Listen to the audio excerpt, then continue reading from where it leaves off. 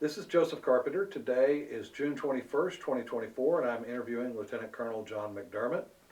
This interview is taking place on the campus of the University of Texas at Arlington, is sponsored by the UTA Department of History and Geography, and is part of the Texas Veterans Project. Thank you for agreeing to be interviewed today, sir. Thank you. Pleasure to be here. Where are you from originally, and what can you tell me about your growing up? So originally, I was born in Mason City, Iowa. Mom was daughter of a Greek immigrant, and my father, Irish, descendant from farmers who immigrated late 1800s to Iowa. Parents divorced, separated when I was young. I was probably only about 6 months old. Mom went south to Florida, where her sister and brother-in-law lived in Tampa. So I grew up in Tampa all through school, high school, and that's Did you have a all. relationship with your dad? I did. From probably earliest memories, I was maybe 7, 8 years old. My father had moved to Chicago, and as a young boy, my dad would fly down from Chicago, pick me up in Tampa, and fly back, and I'd spend a week or so with him and his wife in Chicago. And I did summer trips, Christmas trips to Chicago for a week or two as I got 2 weeks as I got older. So Do you have any siblings? I do. I have an older brother, Andy, or Andrew, who's born with cerebral palsy. He's 2 years older. And then each parent, their remarriage, I have a half-sister. In each? Yes. Okay, Yeah. Interesting. Where'd you go to school, and particularly high school, and what was that like for you? So growing up, high school, private school, St. John's Episcopal, and then high school, I bounced around a little bit. Most of my friends from the private school were going to the Jesuit high school, and I had some neighbors that were going to Jesuit. I tried that for a year. I didn't like it. So then I actually went to Chicago for a year and went to high school up there, living with my dad and his wife and my older brother. Didn't like the long winters in Chicago. Right. So enough of the cold. Right. And back to Florida and Henry Plant High School, which is South Tampa. It's a very old high school. He was the builder of the railroads in Tampa. Okay. And built what's now the University of Tampa, the Tampa Bay Hotel. It's pretty well known. What activities were you involved in? Soccer up until high school, till I think my second year of high school. Wasn't that good of a soccer player, but all through middle school and early high school was soccer. And then I got involved with Civil Air Patrol, and that kind of got me focused. I wasn't the best student. One of the reasons I kind of jumped around in high school, and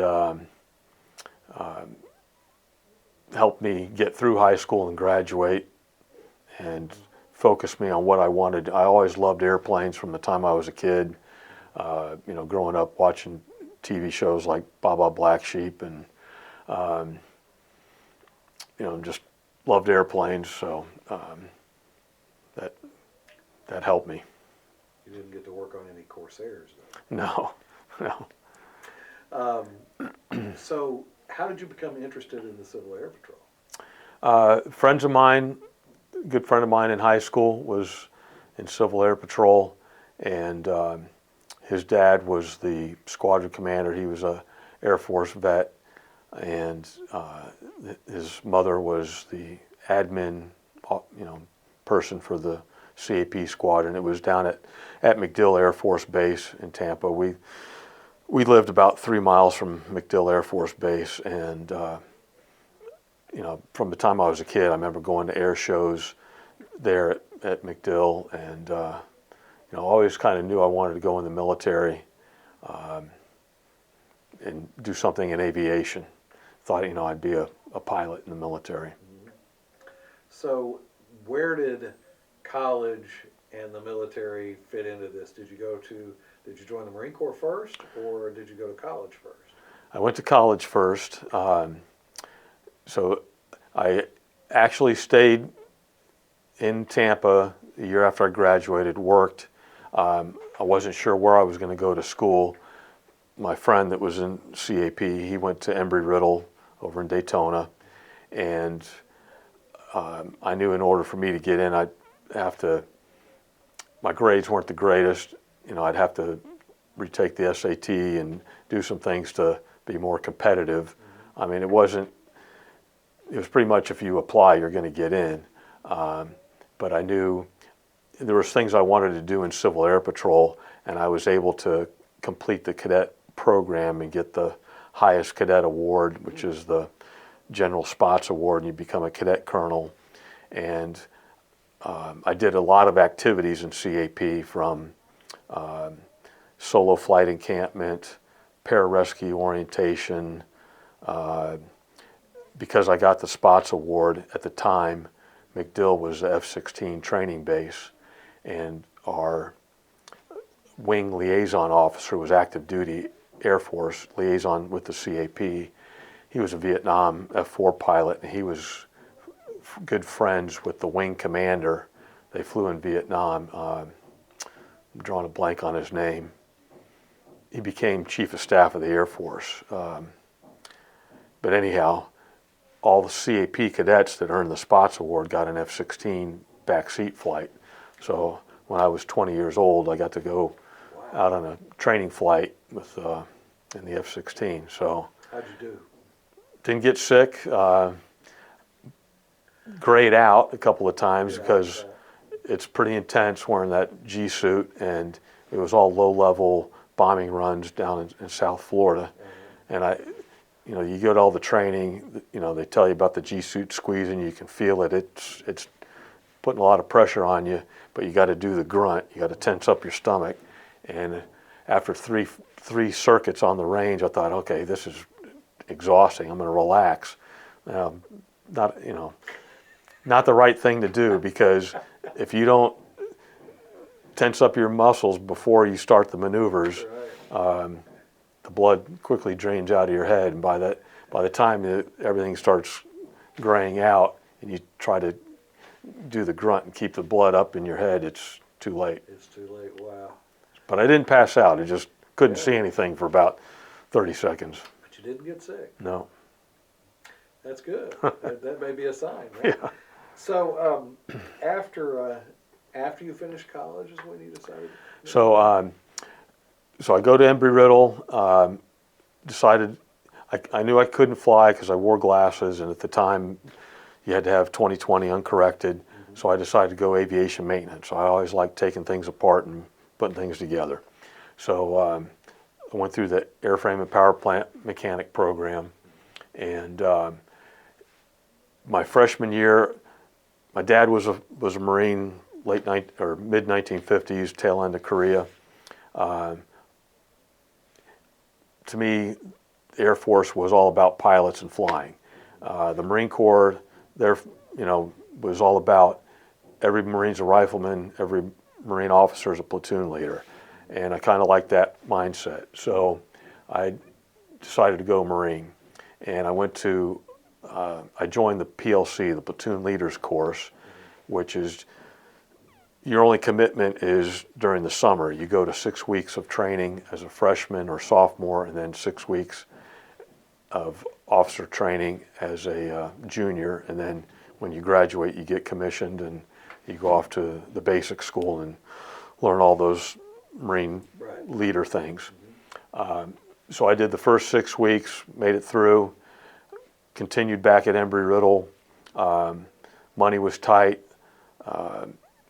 Grades were okay, but I was kind of tired of school, so I decided to enlist. And I enlisted in the Marine Corps as a F-18 mechanic, and went through boot camp, Parris Island, Memphis, Millington, Tennessee, outside of Memphis for Navy aviation school, and then Cecil Field, Florida for F-18 training. And then my first duty station was not far from Parris Island, Beaufort, South Carolina, at the Marine Air Base there. And you mentioned that your father had been in the Marine Corps, is that Yes. correct? Yep. So is that what spawned your interest in the beginning? No, my uncle, my aunt's husband that we lived with growing up, and he was also my godfather. He was a World War II vet, Army medic, and Patton's Third Army, North Africa, Europe, and then he was the way he ended up in Tampa was he after the war he'd gone to the University of Michigan, gotten his PhD in history and political science, and was a professor at the University of Tampa, and at one point he was the vice president, and he was tied into the community, knew lots of people, but I just growing up with him, he had a big influence on my perception of the military and wanting to go in the military. Him and Pappy Boynton. Yeah. Yeah. So what year did you enter the military? So I enlisted and went to boot camp May 5th of 1986. And did you feel like you were already prepared for Marine Corps boot camp because you'd been through their program previously? Yes, between the PLC, the 6 weeks at Quantico, and then as a CAP cadet, I did 2 summer encampments, and we did our summer encampments. At the time, the Naval Training Center in Orlando was one of the 3 Navy boot camps they had. So we did a week at NTC Orlando as a cadet, Air Force specific classes, but you're exposed to the Navy, the naval training, from going to the Chow Hall and going to some of the Navy specific schools, like training classes like water survival, getting to go to the range and shoot pistols and things like that. So, when I went to boot camp, it was kind of a non-event other than the harassment package. Right. I could march, and they made me the guide, so I carried the platoon flag everywhere. I was a little bit older. I think I was 20 when I went to boot camp, so I'm the one that's standing in front of the platoon outside of the chow hall waiting for the drill instructors. I was just ask questions, read knowledge out of your little green monster, the little green book that had general orders, chain of command, all that kind of stuff. Right. And so you were kind of the old man. Yeah. So how long was boot camp? 13 weeks.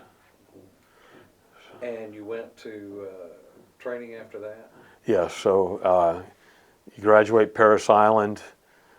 I think I went home for maybe a week, home to Tampa, and then from there to Millington, Tennessee. So I graduated end of July.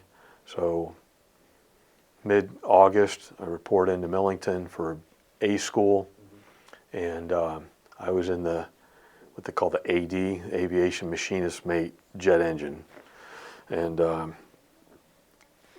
3 months there. I took advantage of my time there.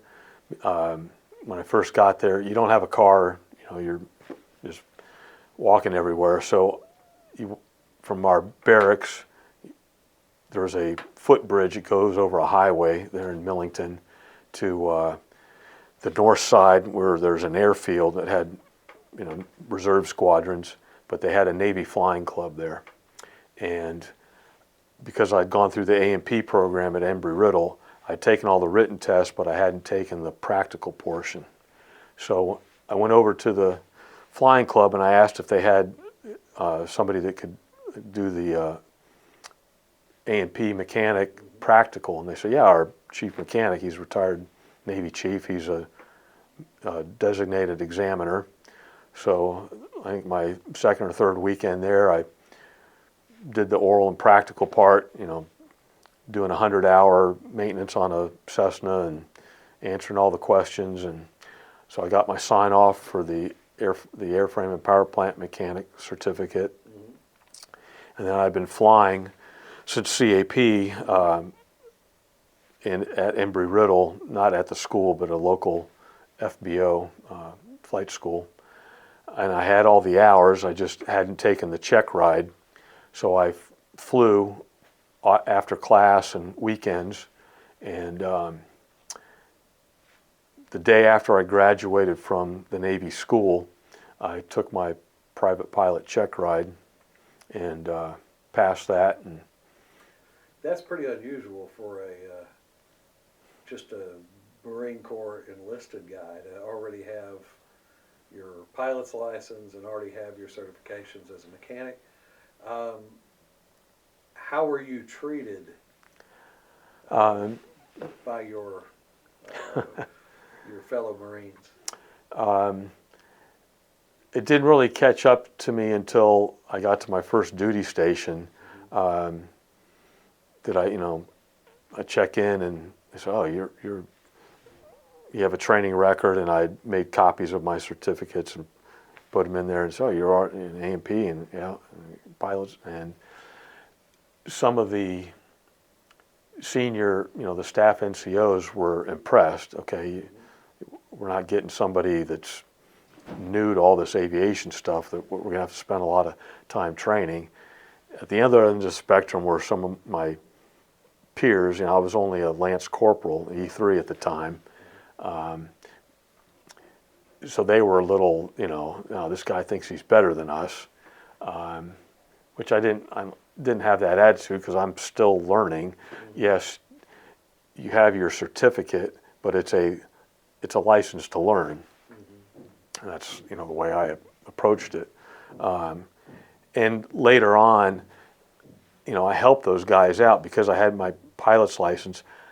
I would take them up flying. I would work on the weekends down at local FBO at Hilton Head Airport, and I could rent the airplane cheap. And after we came back from our first deployment, I would fly those guys down to Jacksonville to the FAA, what they call the FSDO, the Flight Standards Office.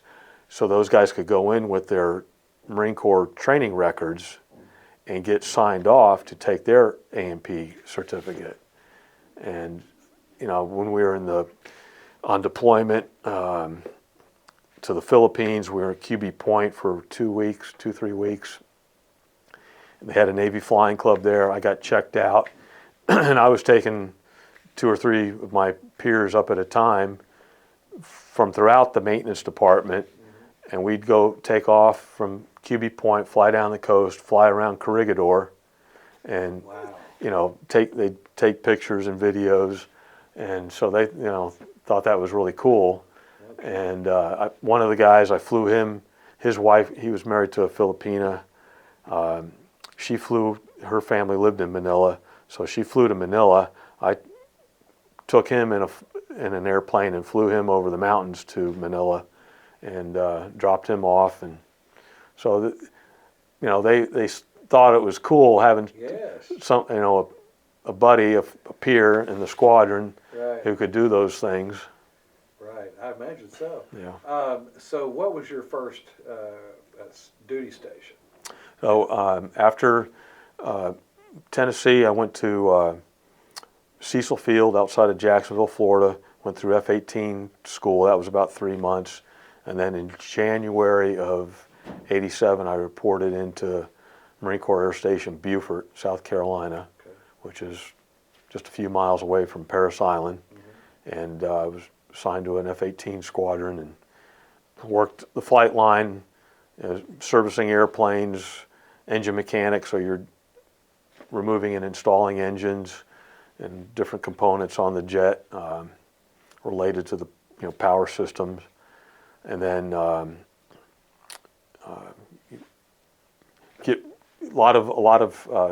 short-term deployments for training exercises out to Red Flag out in Nellis, Yuma.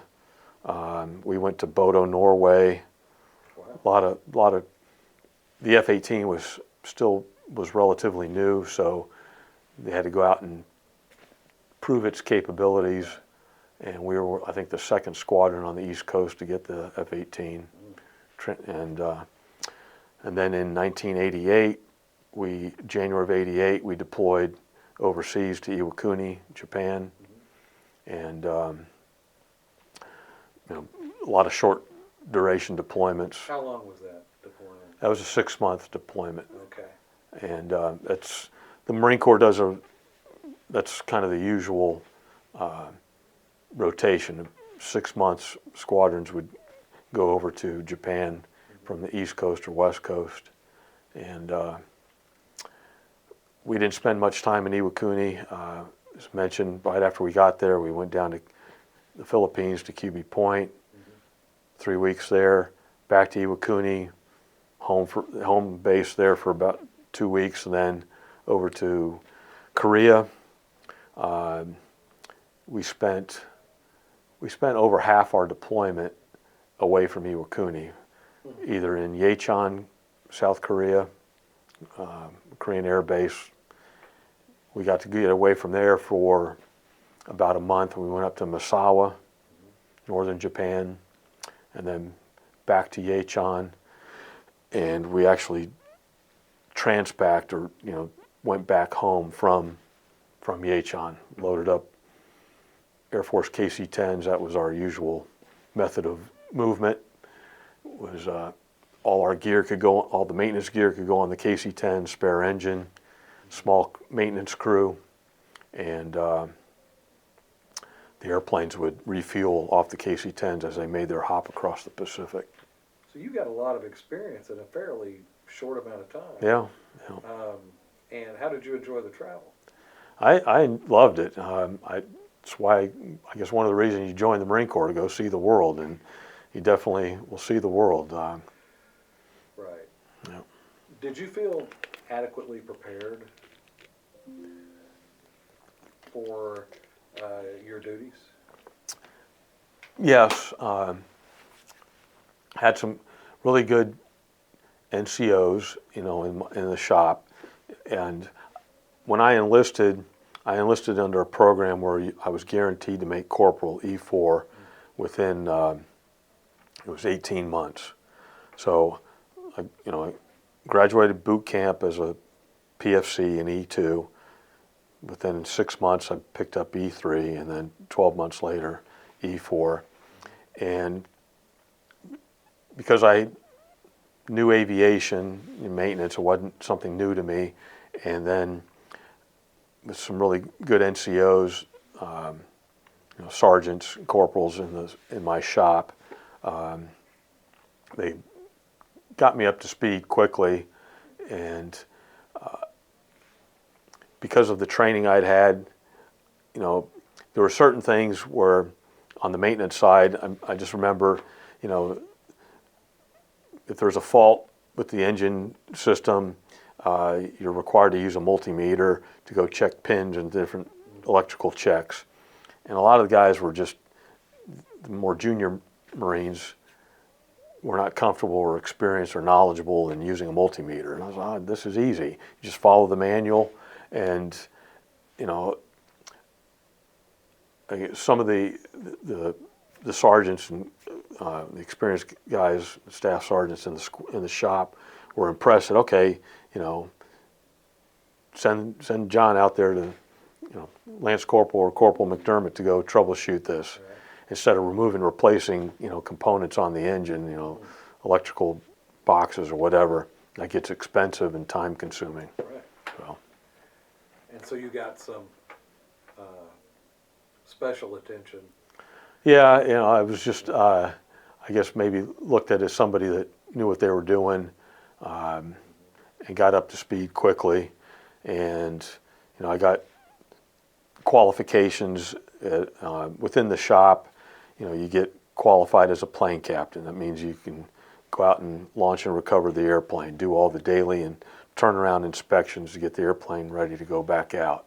I got engine turn qualled within, a year of checking into the squadron, which meant every time you installed an engine, you had to go run it up.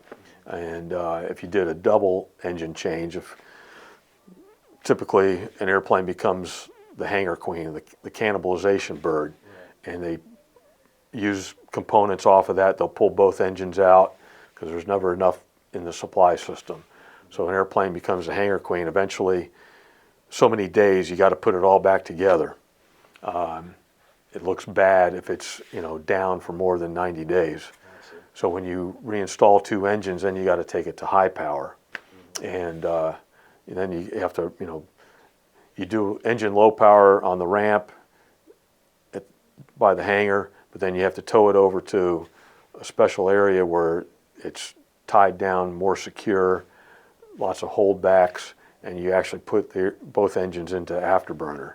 So that was a lot of fun, and and then you learn from the other guys in the other shops, the electricians and avionics, different functions on the in the cockpit that you can play around with, test, and then you end up running the engines for other shops, so they can test things like hydraulics and flight controls.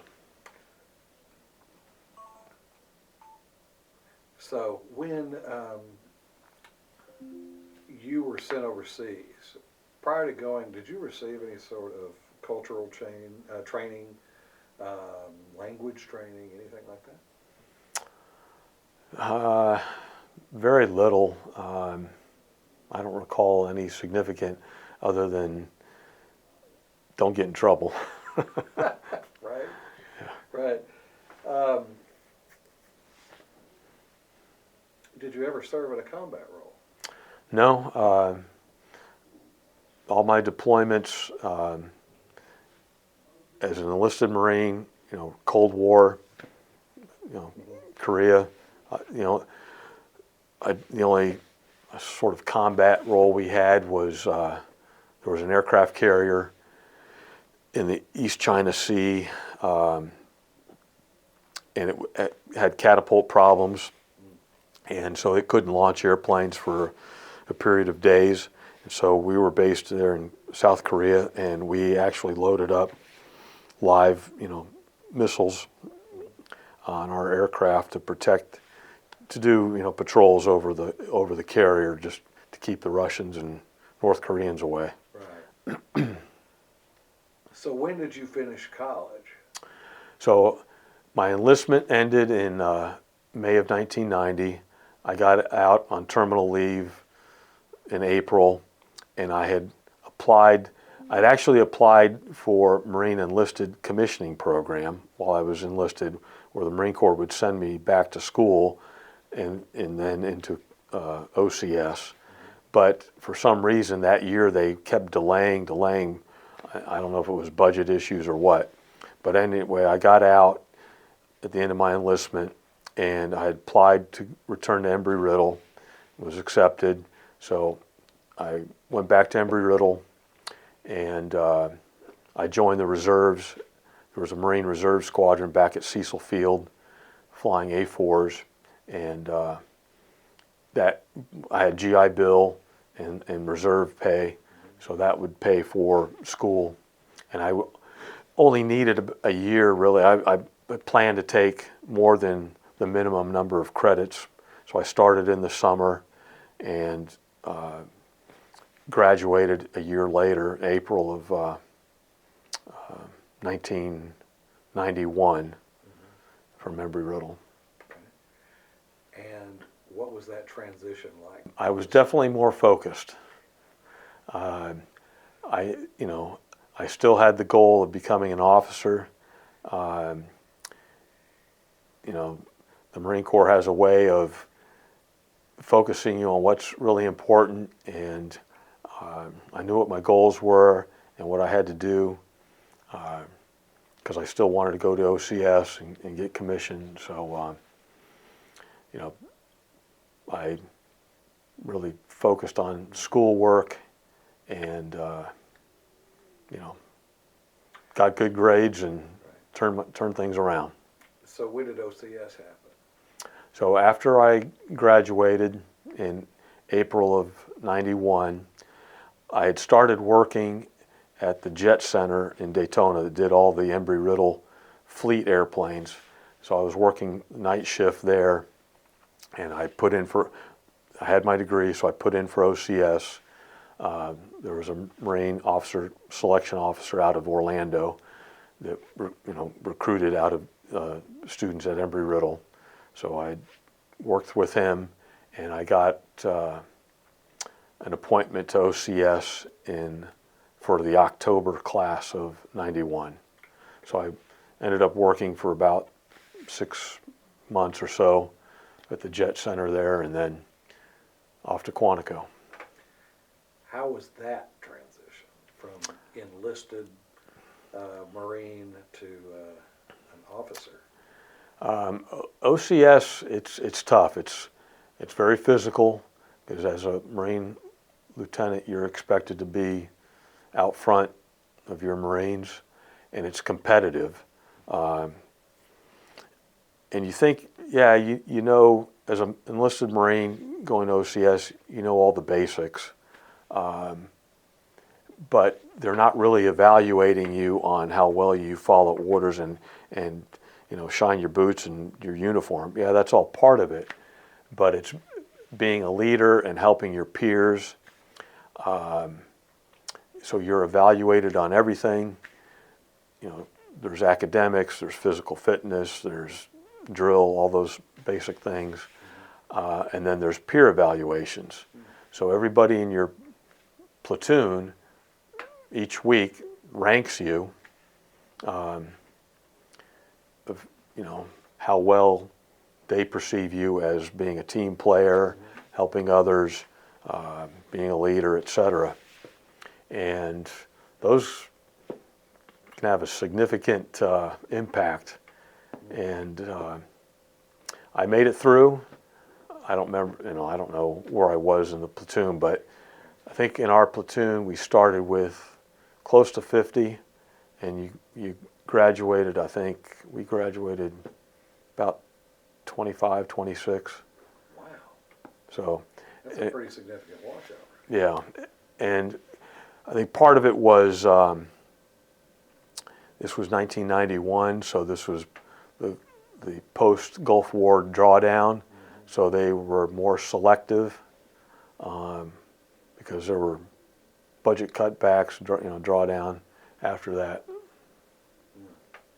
Were you married or in a relationship during this time? No, didn't get married until I was 35, so I was focused on my career and the things I wanted to do. During this time, as you're progressing, not only in your field, but also in the Marine Corps, how did you deal with the stress involved with that? I don't think, I wasn't concerned about stress. I mean, there was, but at that age, it seemed like, that's part of life. Mm-hmm. Just deal with it. I didn't really feel like I was stressed out over anything until later on in my life, later in my career. Mm-hmm. So were there any challenges involved, and if so, what were they, in being away from home and away from your family for long periods of time? Were there any challenges involved there, and what were they? I don't recall any, challenges or concerns being away from home. I mean, I always got back home every year for in between training and schools. When I was after OCS, then I rolled right. I graduated in December, got commissioned. My dad and family they were living in Northern Virginia at the time, and my mom and dad and aunt came up from Tampa for my commissioning, and then I went home to Tampa for Christmas and reported back to Quantico right after the start of the new year for the basic school. The basic school is 6 months of how to be a Marine lieutenant, basic platoon leader, qualifying with different weapons, doing land nav, doing all the basic Marine lieutenant things that you got to do. And then got to go home after that for a short visit before I report to, I had orders to Yuma as an aircraft maintenance officer. So, things are just happening pretty quickly, and you don't really have time to think about stress. It's just what's next. So how long did you serve in the Marine Corps altogether? 23 years. I count May of '86 to when I retired in July of 2009, with about a year and a half of reserve time while I was finishing college. What significant events occurred during your service that really stand out to you? One incident that stands out as an enlisted Marine, and I talked about doing engine runs. We had an airplane. I was on the night crew because that's where most of the maintenance occurred. And we had an engine or an aircraft that had been down for a while, and they'd reinstalled engines and got all the components in. And the day crew had attempted to start the aircraft, and they couldn't get it started. Usually you use the auxiliary power unit that's in the airplane, but that had been depleted. So we had to use an external start cart, blows air through a hose into the engine to get it spinning. And it was early, I think it was like February, March timeframe, so it got dark early. In any case, I went out, checked the airplane, made sure everything was connected, the engine bay doors are down, I'm flashlight looking, okay, everything's connected up, checked things.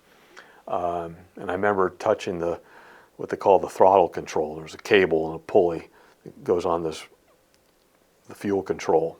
I remember putting my hand on it, okay, it's up there, it's on there. And so I get in the airplane to start it, have somebody on the ground cart, with the air going into the engine, and I hit the crank switch and had my hand on the throttle, and I'm watching the gauges. You're supposed to get up to a certain percentage, and then you move the throttle from idle to, start, or from start to idle. And I'm got my hand there, and I'm watching it, and the RPM comes up, and I try to move the throttle, but the throttle doesn't move. And the RPM keeps going. And about that time, I'd closed the canopy. I got a big puff of smoke over the top. I thought, that's weird. And the engine lights off, and the RPM's continuing to climb 50, 60, 70, and I think it only idled at like 40%.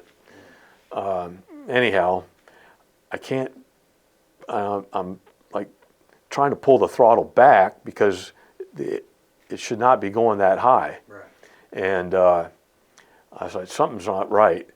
And so my immediate response was to hit the fire light, which is what you're trained to do, in the simulator for engine emergencies. So I hit the fire light, which shuts off the fuel and arms the fire bottle. And there's a bottle in between the engine bay that will pump halon fire extinguishing agent into the engine bay. So I hit the fire light and discharge the bottle, and the engine shuts down, and open the canopy, and people were coming. There weren't many people out on the flight line or in the hangar, but they could hear it. So a few people come towards the airplane, and the maintenance officer, major, he was there that evening, and he comes out, what the heck happened? And I told him, and I said, and one of the guys that was out on the other side of the ramp said, yeah, there was a blue flame coming out the tail. So what that meant was the engine was in afterburner. The fuel control arm had been rotated to where it was, as soon as it lit off, it was in afterburner. So the white smoke was fuel that had puddled in the bottom of the engine when it first was spooling up. Right. And lit off. So fortunately, part of the procedure when you turn an aircraft is supposed to have 2 sets of chocks. We have 3 tie-down chains on the airplane as a minimum. The steel chain tie-downs, and because I was angled right towards the hangar. Jeez, wow. So that was, a significant event. But Yeah. What did you learn from that? Well, don't trust anything that the other shift has, despite what they may have put in the pass down log. Be more thorough in checking out some of the systems. Yes, I put my hand up on that fuel control in the throttle quadrant, Right. but I should have looked more closely and seen that it wasn't on properly. It wasn't. It was just kind of jammed on there. It wasn't locked in. And didn't do any damage other than the airframe shop had to go in and replace the fire bottle, which took some extra maintenance, but that was it. So you handled it in the right way, though? Yeah, yeah. And was that a significant enough event to show you that you could react intelligently in a crisis? Yes, yeah. Because you do, like I said, we go to the simulator monthly to train emergency procedures for engine, related issues, and then you get to fly a little bit in the simulator. But yeah, and I used that incident. When I went back to Embry-Riddle, I had to take classes in human factors. I was in aviation maintenance and aviation management, and I used that incident as for a paper on human factors and training and perception. That time just kind of seemed to stand still. I mean, everything I did, it seemed like it took minutes, but in actuality, it was 20 seconds tops. Right. So I guess we're moving back forward again. Well, before we go forward, did you lose anyone close to you while you were in the service? There was one Marine in our shop who was killed. We were back in Beaufort, and he was a close friend. I mean, I didn't know him that well, but he was a fellow Marine in our shop, and he couldn't handle alcohol, and he had gone off base. He had walked out to a bar and had been drinking and was walking back, 2-lane road in Beaufort County at night. The car didn't see him and hit him. How'd that impact? That was tough. It really sucked. I remember going to his memorial service there on base, and we didn't have. I guess the military they train you, or they put that into your mind that you can lose anyone at any time. You don't have to be in a frontline infantry unit in combat. Even in an aviation maintenance shop in a flying squadron, things happen. You can lose. So what was your rank when you left the service? I left active duty as a corporal, and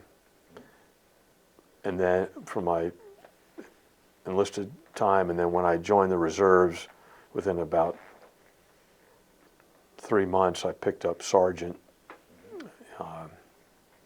and working on A4s, and then the Gulf War started that year in August, September of 1990, and they got rid of all our A4s because the Kuwaitis had flown their A4s out, and all our support equipment, spare parts, tools, boarding ladders got sent over to Saudi Arabia to support those A4s.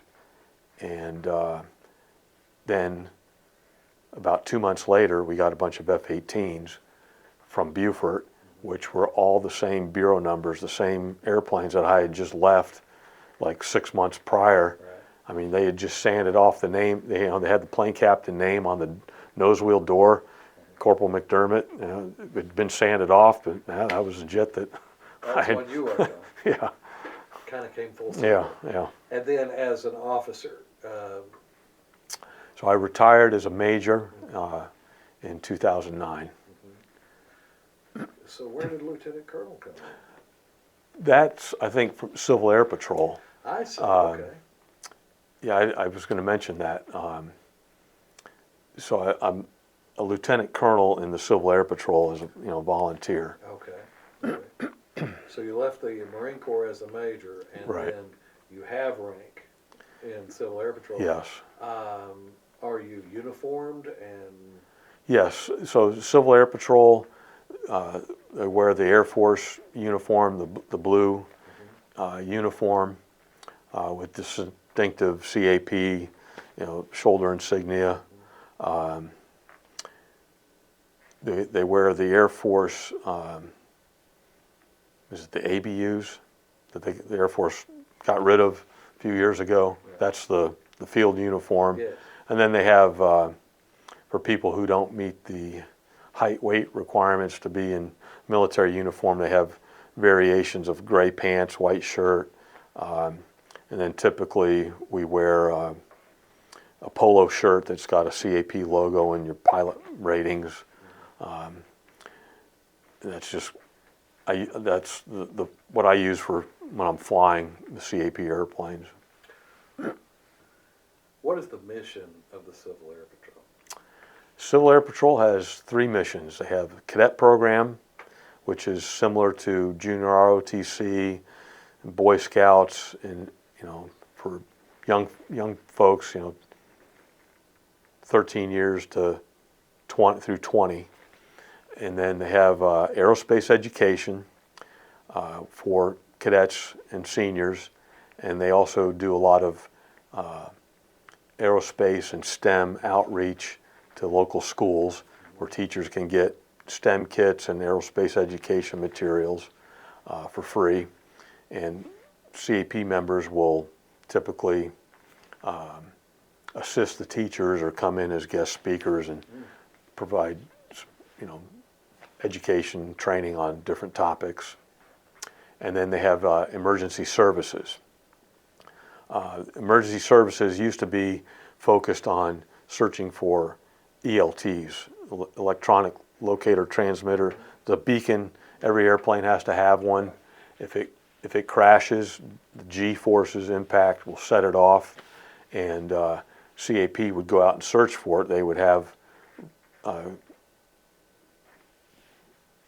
range finders, basically directional finders, to pick up the ELT, and they could track it and hone in on it, and then they could send in a CAP ground team to go secure the area, wait for local law enforcement, whoever, to go secure the area, and if there's any survivors, or take care of what needs to be done at the crash scene. But since then, that's all being done by satellite now, primarily. So that mission's pretty much gone away. Still need to do it to some extent. depending on where the airplane may be located. But now it's all focused on post-disaster aerial photography, either using manned aircraft, Cessnas, drones, using cameras to take images for FEMA, for damage assessment, things like that. So you have drones in your complement of equipment as well? Yes, you can actually become a mission drone pilot and operate a drone, and they've got some pretty sophisticated drones. They're all, most of the equipment that CAP has, the airplanes, the drones, are all purchased by the Air Force and then operated, maintained by the volunteers. It's interesting. So what are the age restrictions on joining the Civil Air Patrol? A senior member, you can join at 18, and there is no upper age limit. So I was a squadron commander in a unit that had senior members who were in their 70s. Really? Yeah. That's interesting. When you served in the Marine Corps, what medals or citations did you receive that were meaningful to you? I guess as an enlisted Marine, Good Conduct Medal, basically for not getting in trouble or not getting caught for 3 years of enlisted service. Then as an officer, I guess the personal awards, I received a Navy Achievement Medal as a maintenance officer with the Harrier Squadron out in Yuma, a Navy Commendation Medal for my service. I was a program manager at the depot at Cherry Point. I was the engine manager, so all the Navy, Marine Corps, and Air Force helicopter engines came through the depot for overhaul. The Harrier engine, we were also doing J-79s for foreign military sales. So that, and then Meritorious Service Medal I got on retirement. My last 2 years were in the Pentagon doing aviation maintenance budget and requirements and fun stuff there. How did you like the Pentagon? It was interesting. It was a good learning experience. I think it really helped in the transition to civilian career in the aerospace industry, because I really knew the defense budget process and how requirements get turned into programs that get solicited to industry. So that was a definite advantage. What was your favorite part about serving? My favorite part about serving was being in the squadrons, especially as an officer. With the Harriers, I served with 2 Harrier squadrons, did deployments with each to Japan, and leading and working with the Marines in the squadron, the maintenance department. That was, making sure that we made the flight schedule every day, that we maintained high readiness and availability of the aircraft. That was the most fun. What was your lowest point, and what did you learn from that? I guess the lowest point was when I didn't get selected for promotion to lieutenant colonel. My the last tour prior to the Pentagon was in Okinawa. I was stationed there in Okinawa for 3 years. 2 years as the operations officer in a logistics squadron, and then 1 year at the wing headquarters in the aviation logistics department as a planner for theater-wide training exercises and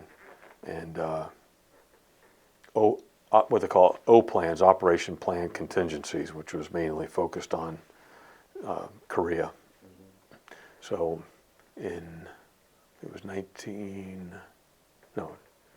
2006 is when I found out I didn't get selected for promotion to lieutenant colonel. How did that impact you?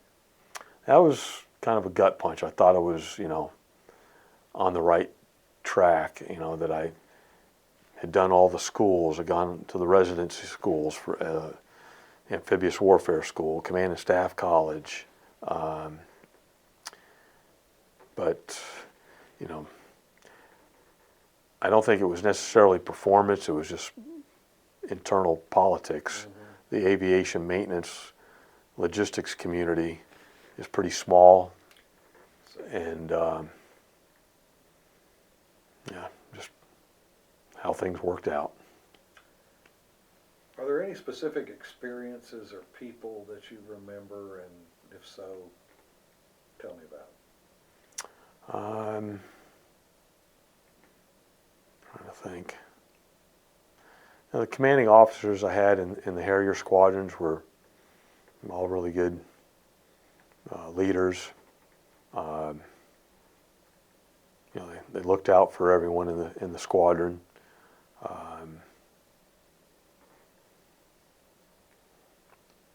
Trying to think. The CO of the squadron I had when I was an enlisted Marine that went overseas with. He was a good leader. Recommended me for the enlisted commissioning program. So. Was there anything that made you laugh? And what was it?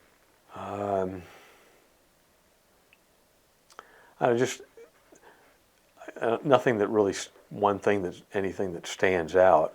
I would say just, Marines, you joke and make light of, shitty situations that you're in, on, deployments, living in tents, living in the field, and I guess I'd go back to my enlisted time, the Marines I was with in the shop, especially living in tents on a Korean air base in Yecheon. You had to laugh because, we got there in February where, Korea is cold. Yes. We're, like I said, living in tents and eating in a mess hall with a lot of pre-prepared food or MREs. You just got to find something, anything to joke about, and we usually did that. Did you have a preference between being an enlisted and being an officer? Well, life on the officer side is definitely better. Okay. You get better pay, usually get better accommodations, and a little better treatment. I think, had more fun as an enlisted Marine. You don't have the same level of responsibility, so when your work is done, you leave. Of course, you don't know when the workday is going to end. A lot of times, like working night crew, it's, you stay until the work's complete, and sometimes you're greeting the day shift coming in. You've put in 10, 12 hours getting jets up for the flight schedule. But yeah, I'd say being an enlisted Marine, you definitely had more fun because I guess there weren't as high an expectation. I mean, you could leave and you could go out in town and have drinks, and as long as you got somebody to take you back or weren't drinking and driving, Right. staying out of trouble. Right. So how did you meet your wife? I met my wife when I was stationed at Cherry Point, North Carolina. I was a captain. I had recently checked in, reported aboard, and I had bought a new truck within the last year, and I wanted to refinance it with my credit union, Navy Federal Credit Union. So I went into the local branch, and she helped me with the refinance paperwork and everything. And I didn't really think much about it at the time. And there was a pilot shop in the same shopping complex, and I was flying a Civil Air Patrol airplane down in Beaufort, North Carolina, which is different than Beaufort, South Carolina. Spelled the same, but different. So I'd fly the CAP airplane, and I'd go there to this pilot shop to get charts or get, pilot stuff. And the shop was owned by a Marine Harrier pilot and his wife. And I'd talk with her, and she would ask me if I was seeing anybody. And I guess my wife knew her, or she saw me going in there, and I was recommended to go talk to Karen at the credit union and ask her out. So I did, and long story short, And the rest is history. the rest is history. Yeah. How many children do you have? We have three. Okay.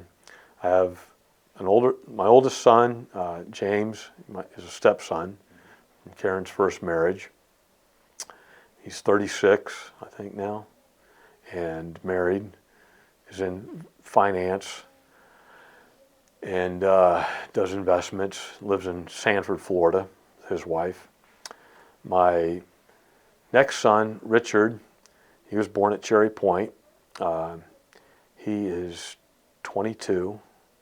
He is a firstie, a senior cadet at West Point. Firstie? That's a senior. He's his last year. He's first in the. Never heard that Yeah. that phrase before. So. Yeah, I've learned some of the West Point lingo. So you have firsties are seniors, cows are juniors, yucks are sophomores, and plebes are freshmen. So, and then my youngest son, Benjamin, who was born in Okinawa, he just finished his plebe year, so now he is a yuck at West Point. So two West Pointers. Two West Pointers. My goodness. I don't know how well, I didn't do it. I mean, I didn't really influence them to go that route. I just encouraged them to do well in school, and their mom had a major part in that. But I always told them, I said, if you apply to any of the academies and you get in, you're pretty much set for life. Whether you do a career or you get out after your 5-year commitment, because you went to an academy, your resume will go to the top. And the network of people that, academy graduates, they look out for each other. How do you get to in the academy, though, in West Point?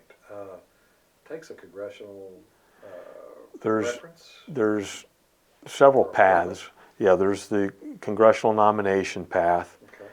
Okay. I think Medal of Honor winners, their children are pretty much automatic as long as they academically qualify. And then there's presidential nomination. So if you're retired military, you can submit, your children can submit for a presidential nomination. I see. Okay. And so that's what they did, and they were competitive. Rich was a football kicker in Rockwell High School, and he got into the prep school at West Point. So he did a year at the prep school first, as a football player, and then made the team as a walk-on his freshman year, and then transitioned to assistant coach or coach analyst, and he's continuing to do that. And then Ben, he's just super smart. I mean, they're both smart, but Ben got in direct with his academics. He was,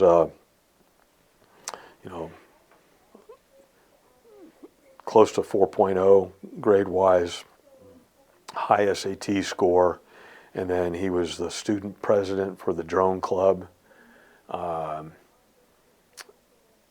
He builds computers, he does coding, and he got accepted all 3 academies' summer programs. They each have a summer program for high school juniors. They do 1 week, and they experience the academy. They go there and go through the fitness training and a lot of, get exposed to everything so that they know what they're putting in for. And he did all 3 academies, West Point, Annapolis, and Air Force. And it just happened that he got West Point. That's very impressive. Is there anything that reminds you of your service? Sights, sounds, smells, music? Well, I work for our defense contractor out in Greenville, and I'm in an office most of the time, but I'll go out on the flight line, and when you smell jet exhaust, JP, JP8 fuel, it kind of, you see an airplane flying, a military jet flying over. It takes you back. Yeah. Do you remain in contact with anyone with whom you served? Social media, I'm on Facebook, and our different units have their own Facebook pages, and so I mostly my enlisted time, the squadron I was with, because I was with that squadron for close to 3 years, and so I remain in contact with most of those folks. Are you involved in any veterans organizations? Yes, belong to the Marine Corps League in Rockwall, Rowlett. It's very active, large group, and they do a lot, Toys for Tots and fundraising and distributing money for different veterans programs, suicide awareness, PTSD, all those things. Right. I belong to the Air Force Association out of the Northeast Texas chapter. They support a lot of the Civil Air Patrol squadrons. I see. And I was asked, I'd been a member because of work and what I did with work, but I was asked to be the AFA CAP liaison because they provide funds for some of the CAP cadets and different programs. So that kind of leads to what you have done after the military. You said you worked for a defense contractor. Right. How did that come about? So when I retired in 2009, I had been, Washington, D.C. was a great area for job hunting, networking, and I was recruited by Lockheed Martin in Orlando, Florida. And I took a job there in business development, and it was kind of Marine Corps related. They were developing a sensor ball that goes on the H-1 Zulu helicopter that's built by Bell. And I did that for about 3.5, 4 years till 2012 sequestration hit, and they were cutting back, and I received a buyout, basically 3 months pay to leave and go find something else. There weren't a lot of defense companies hiring then, but a company called Cobham, which is a British company that has a bunch of U.S. Locations, and they had purchased their competitor, which was Sergeant Fletcher. That company, their history was aerial refueling, so they made all the hose reel pods that go on C-130s, KC-10 tankers. They have a hose reel next to the boom. So I was doing business development for those systems, external fuel tanks, the drop tanks that go on fighters, and some other components that go in military jets. And that was up in Davenport, Iowa. We lived up there for 4 years. Again, I wasn't a big fan of the cold in the north, long winters. Right. And then through my Marine Corps network, I had a friend who worked for L3 at the time, and I got my resume into the folks in Greenville, and I came down here in 2016 from Davenport, and I've been here since.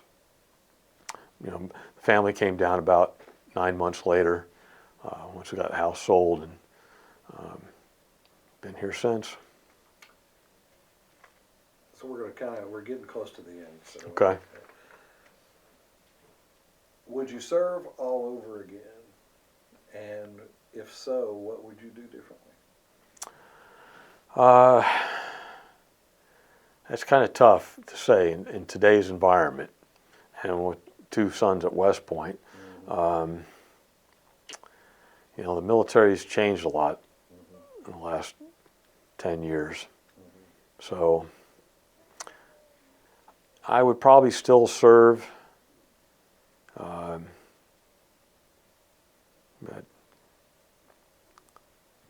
and there probably, you know, there would be some things I would do differently.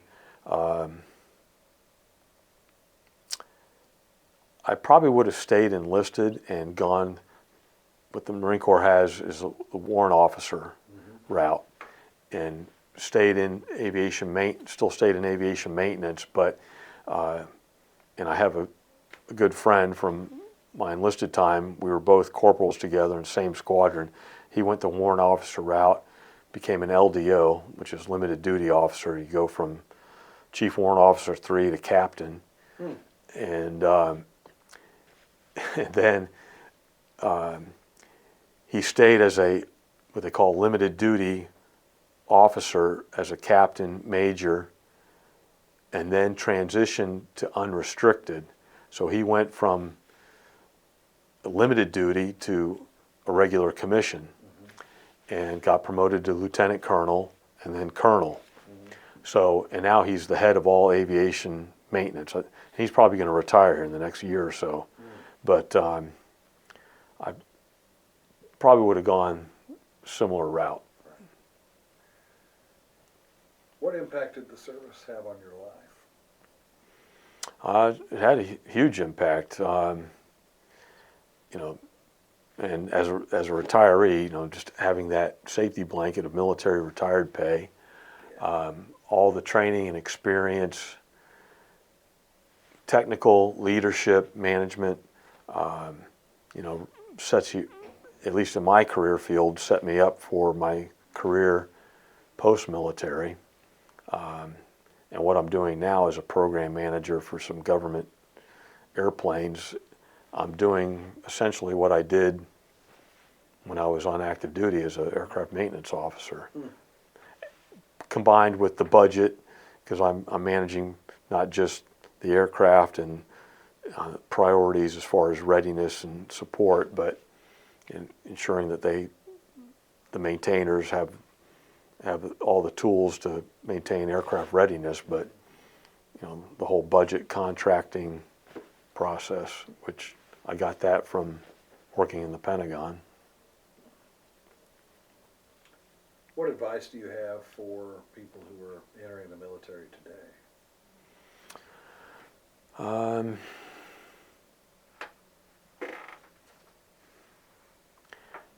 Well, and I kind of passed this on to cadets a couple of weeks ago in a little class I did on setting goals. You know, always set a goal to achieve the next thing,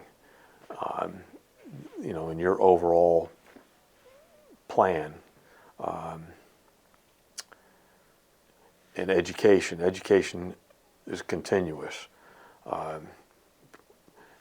Despite my early setbacks with school and, you know, barely making it out of high school, and then going off to college and then stopping and going back to college, you know, the Marine Corps sent me to Command and Staff College. The Marine Corps paid for a master's degree, and then I had GI Bill. I retired a little too soon. I didn't have any choice, but I couldn't turn over my GI Bill to my kids. They didn't really need it now anyways, but I used that, just finished up an MBA about 2 years ago. So education's continuous, and I'm, you know, with work, I'm getting another credential for program management or project management. I still want to do things on the civilian side get my flight instructor certificate and be able to pass that on, train cadets to, you know, fly. And so education's, you know, you need to stay current. Everything's changing in the world. That's for sure. Do you have anything to add to our interview that we haven't discussed? I can't think of anything. I felt like I covered a lot. I don't know if you have any other questions. That's usually the final question. Okay. All right. Well, thank you so much for agreeing to be interviewed. I really appreciate it. It sounds like you had an interesting career and an interesting career path. Well, So I appreciate you sharing that. thanks. I enjoyed it. Thank you so much.